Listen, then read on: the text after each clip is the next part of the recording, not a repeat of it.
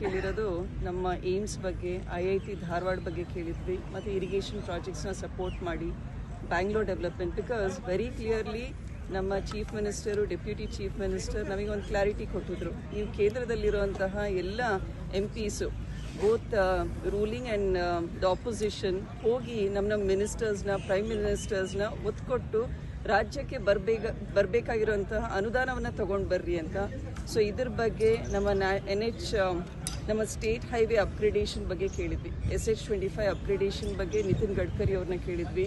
ಮತ್ತು ನಮ್ಮ ಭಾಗಕ್ಕೆ ಟ್ರೈಬಲ್ ಏರಿಯಾ ಇದೆ, ಜಗಳೂರು ಕ್ಷೇತ್ರ, ಸೊ ಅಲ್ಲಿ ಕೂಡ ಏಕಲವ್ಯ ಸ್ಕೂಲ್ ಬಗ್ಗೆ ಕೇಳಿದ್ವಿ. ಆಮೇಲೆ ಏಮ್ಸ್ ಫಾರ್ ಕರ್ನಾಟಕ, ಯಾಕಂದರೆ ರಾಯಚೂರು ಭಾಗದಲ್ಲಿ ಸುಮಾರು ದಿನದಿಂದ ಧರಣಿಯಲ್ಲಿದ್ದರು, ಜೊತೆಗೆ ಬೆಂಗಳೂರು ಕೂಡ ಬಂದಿದ್ರು ಒಂದು ಟೀಮ್.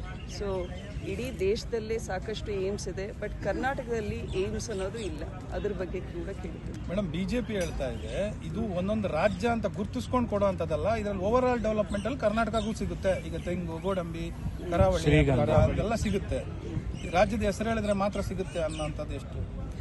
ಯಾಕೆ ಹೇಳ್ತಾ ಇದ್ದೀವಿ ಅಂದರೆ, ಏನು 2 ಇಯರ್ಸಿಂದ ಲ್ಯಾಬ್ಸ್ ಆಗಿದೆ ಅಲ್ಲ, ಅದಕ್ಕೋಸ್ಕರ ಸ್ಪೆಷಲ್ ಗ್ರ್ಯಾಂಟ್ಸ್ ಅಂತ ಮೆನ್ಷನ್ ಮಾಡಿದರೆ, ವಿಕಸಿತ್ ಭಾರತ್ ಹೆಂಗೆ ನನಸು ಮಾಡ್ತೀರಾ? 7 ಟ್ರಿಲಿಯನ್ ಎಕಾನಮಿ ಅಂತ ಹೇಳ್ತೀರಾ ಬೈ 2047. ಟಾರ್ಗೆಟ್ಸ್ ಇಟ್ಕೊಂಡಿದ್ದೀರಾ, ಕ್ಲಿಯರ್ ಟಾರ್ಗೆಟ್ಸ್.